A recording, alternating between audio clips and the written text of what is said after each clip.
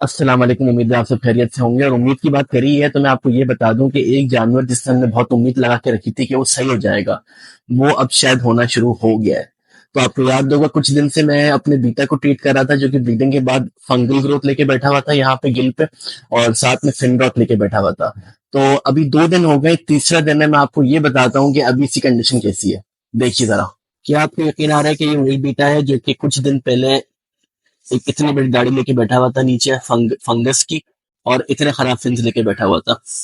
एक दिन में, 2 दिन में, कल मैंने आपको दिखाया था कि कल इसका जो व्हाइट ग्रोथ थी वो येलो पड़ गई थी, गिरना शुरू हो गई थी, और आज कंप्लीटली गिर गई है।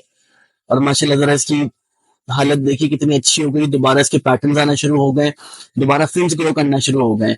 और ये हेल्दी तो माशाल्लाह हमेशा से ही था। ये देखिए हेल्दी तो हमेशा से ही था, लेकिन माशाल्लाह अब इसमें इसमें और इसमें कोई फर्क नहीं दिख रहा। तो ऐसे जो नीचे पड़ा हुआ था और बीमार लग रहा था, माशाल्लाह वो बीमारी अब क्योर होना शुरू हो गई है। हाँ, एक चीज जरूर, इसका जो फिन के ऊपर ना, फिन कह रहा हूँ, सॉरी, गिल के ऊपर एक रेड कलर का आपको शायद दिख रहा हो, इस तरफ नहीं दूसरी तरफ दिख रहा होगा जहां वो ग्रोथ थी। तो वो अभी भी स्किन है वहां की सूजी हुई है, तो वो इंशाल्लाह बेटर हो जाएगी।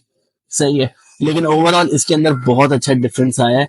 और मैं सोच रहा हूँ एक काम करता हूँ, इसको जरा अभी आपके सामने लाइव खिला के दिखाता हूँ मील। ओके, सो आप रेडी हैं? ये देखिए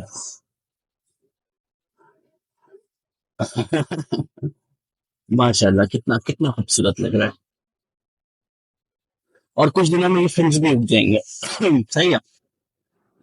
तो चलिए, बीटा हमारा रिकवर कर गया, क्योंकि अगर रिकवर नहीं करता ना, मुझे बड़ा गिल्टी फील होता, क्योंकि मैंने इसको ब्रीडिंग पे लगाया और उसकी वजह से ही बीमार हुआ, और फिर मुझे अच्छा नहीं लगता। खैर, अभी ब्रीडिंग तो इससे बिल्कुल नहीं करवाएंगे कुछ टाइम तक। अभी अगला हमारा ये चैंपियन जाएगा ब्रीडिंग के लिए दोबारा, और ये जाएगा, जो कि ये भी बड़ा अच्छा साइज दिखाना शुरू हो गया है। तो इन दोनों की भी मैं फीडिंग कराता हूँ, और फिर हम अपनी बाकी की वीडियो आज कंप्लीट करते हैं, बाकी के काम पूरे करते हैं। और यार, यहाँ की लाइट ऑफ क्यों है? यहाँ की लाइट इसलिए ऑफ है क्योंकि यहाँ की लाइट खराब हो गई है। सही है।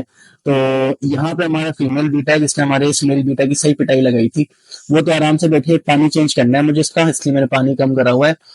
और यहाँ पे हमारी, आपको याद होगा, ग्लास कैटफिश है जो कि क्वारंटीन में थी, लेकिन अब उस क्वारंटीन को बहुत लंबा टाइम हो गया है।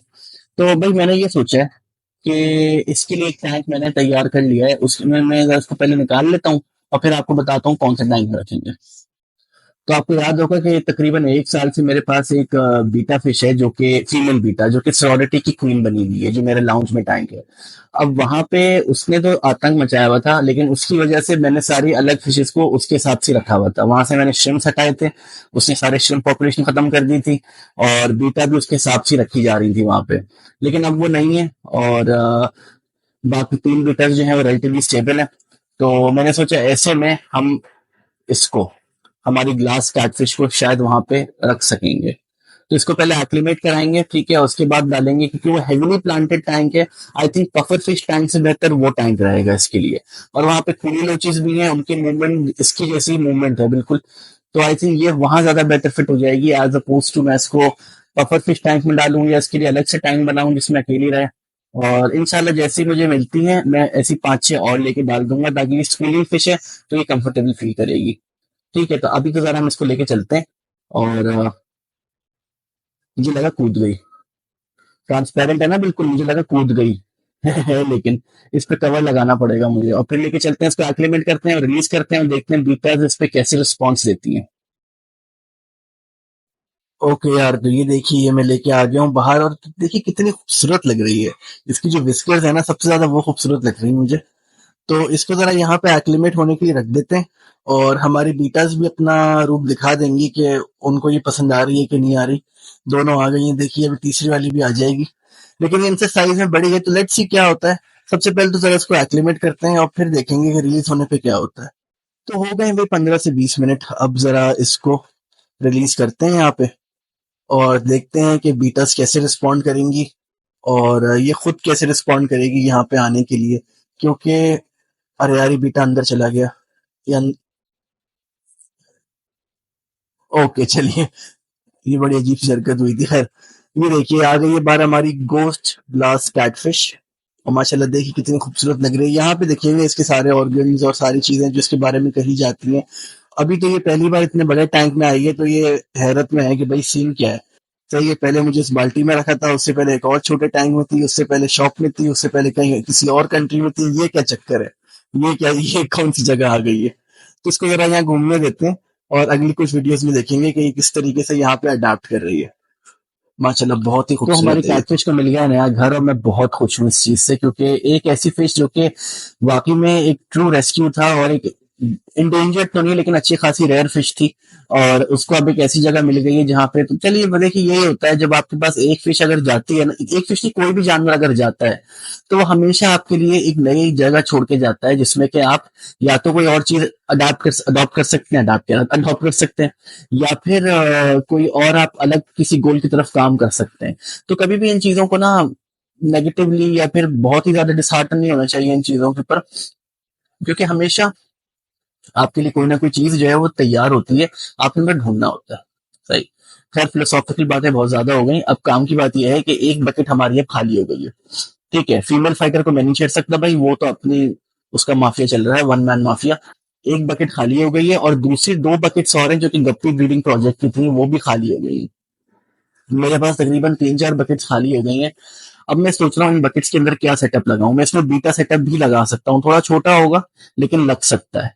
अगर मैं मास प्रोड्यूस करना चाहूँ बीटा, तो दैट माइट जस्ट हैपन। सही है, देखते हैं क्या होता है, मुझे अभी वाकई में नहीं पता। अभी जरा कुछ और छोटी मोटी चीजें देखते हैं, आपको जरा और बताते हैं। अच्छा यार, मैं आप लोगों को एक क्रेजी बात बताऊं, मुझे एक बहुत स्ट्रांग फीलिंग आ रही है कि मेरे बीटा की जो बेबी है ना, वो मर रहे हैं। सही है, क्योंकि अब जब मैं इधर लेके आता हूँ कैमरा, तो जैसे ऊपर इतने सारे दिखते थे वो अब दिखते नहीं है। आज मैं यही बात करना चाह रहा था, लेकिन अब जैसे ही मैंने ये बात सोची, तो देखिए 4 बच्चे यहाँ बैठे हुए हैं। तो समझ में मुझे आता नहीं है कि ये चक्कर है क्या, क्या ये कम हो रहे हैं या ये उतने ही हैं, या क्या चक्कर है, मेरी समझ से बाहर है।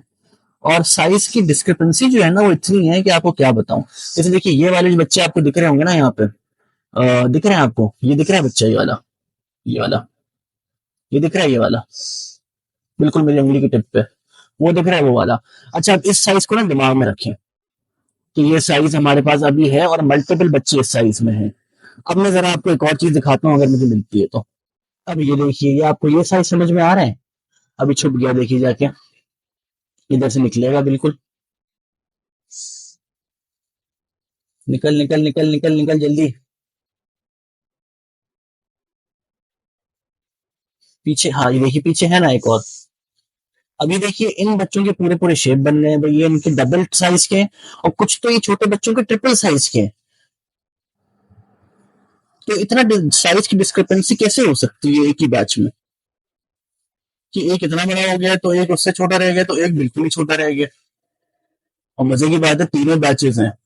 जो छोटे वाले हैं वो भी मल्टीपल हैं, एक दो नहीं है। जो उससे बड़े हैं वो भी मल्टीपल हैं, और जो बहुत बड़े जायंट घूम रहे हैं वो भी मल्टीपल है। तो भाई समझ से बाहर है ये बात मेरे, तुम्हें क्या लग रहा है? बताओ, तुम्हें क्या लग रहा है? तुम्हारी मेंढक लग रही है। वो दोस्त को स्नेल दिख गया, वो अभी मुझे धमकी दे रही है कि अगर तुमने मुझे खाना नहीं दिया, तो ये स्नेल खा दूंगी मैं। खा लो, खा लो, खा लो, खा लो, कोई इशू नहीं है। हाँ हाँ, खा लो, खा लो, खा लो, या खा लो,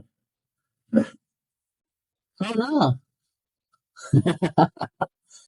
तो बस यार, आज की वीडियो तो यही थी, और माइक में आवाज से आ रही है। हाँ, आप में से काफी लोग माइक के बारे में बात कर रहे हैं कि ना इस पे प्रॉपर कभी कभार आवाज जो है डिस्टॉर्ट हो जाती है।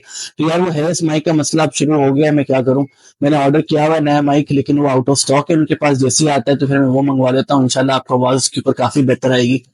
तो ये चीज जो है नोटेड है। और दूसरी बात ये कि मुझे बताइए यार, क्या करें नई बकेट्स के अंदर, क्या सेटअप लगा? सही है। चलिए भाई, अपना ख्याल रखिए, और मुझे बताइए कि अगली फिश हमें कौन सी ब्रीड करना चाहिए, क्योंकि अब मुझे कोई नई फिश ब्रीड करना है। बीटा नहीं, गप्पी नहीं, कुछ और। ठीक है, कमेंट से मुझे बताइए। चलिए, बाय बाय।